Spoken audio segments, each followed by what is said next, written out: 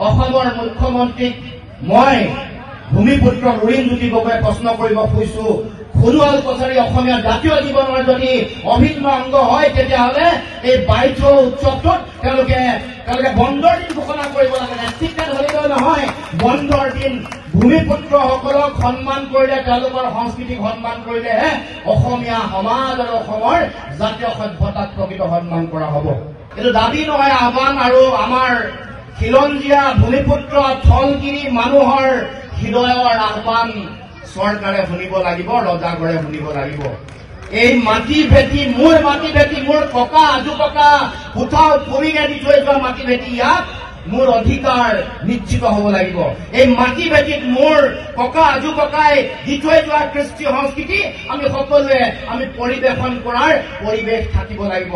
মোৰ মাটি ভেটিত মোৰ অধিকাৰ থাকিব লাগিব। সেইকাৰণে আজি বাইথ পূজাৰ দিনটোত মই এই দাবী উত্থাপন কৰিছো, যাতে ৰজাঘৰে এই কথাবোৰ শুনে, এই দায়িত্ব যাতে পালন কৰে। এইটো এটা ৰাজধৰ্ম, এটা জাতীয় দায়িত্ব। এই দায়িত্ব যাতে ৰজাঘৰে পালন কৰে, তাৰ কাৰণে মই আহ্বান জনাইছো।